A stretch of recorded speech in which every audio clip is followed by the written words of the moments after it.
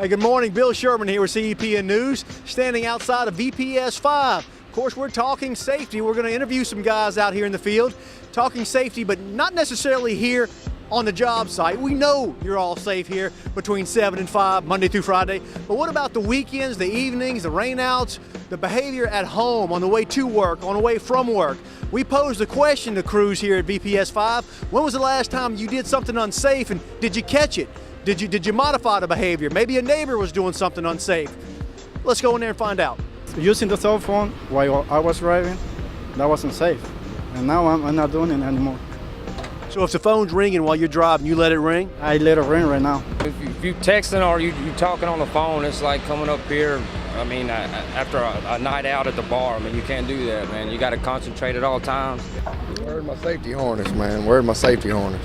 Like to bed or what? What are you wearing? Truck, man, in the truck. Yeah. Oh, your seatbelt. You're wearing your seatbelt. Yeah. Good. You used to not do that? No, I never wore my seatbelt. I wear it now. I see it in the parking lot a lot. I see it going home every day. I see people on cell phones, texting. I see people trying to rush to get home to make it home 5 minutes earlier. Me and some other guys sit in the parking lot for an extra 15 minutes. The traffic died down so that we can make it out without having to fight that traffic. If I'm walking around the house, if it's cutting the grass or working on my car, I'm making sure I got gloves to do that job with. With my family, cutting the yard, doing house chores, you know, I'm always aware of what's around me, pinch points and, you know, cutting the yard, always wearing my safety glasses, you know, just stuff like that. Just take whatever you learn here, take it home, pass it on to your family. Matter of fact, my riding partner there got a truck the other evening. You know, I didn't have my seatbelt on. He said, man, you might want to put your seatbelt on, you know. It instills in these guys, man, it really does, and they do a great job. Daniel, I find that it's hard to cut that off. You either do it, it's easier in your life if you just always maintain that level versus turn on and off, correct? That's correct, that's correct. You know, you live it out here every day, and then when you get home, you practice the same thing.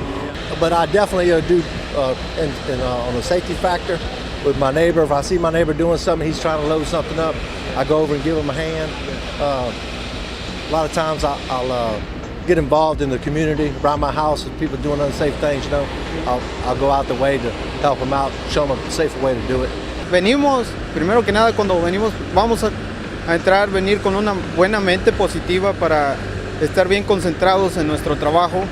Ya de ahí continuar en el día, salir y igual como llegamos, con una buena actitud. Entonces, para llegar a nuestras casas, manejar seguros, tranquilos, agarrar con calma la situación, no acelerarse y siempre estar bien atento en lo que estamos haciendo, siempre dónde vamos, cómo lo hacemos y tener mucho cuidado en todo. So there you have it, a sampling of some of the crews out here at VPS 5, working hard, of course, working safe.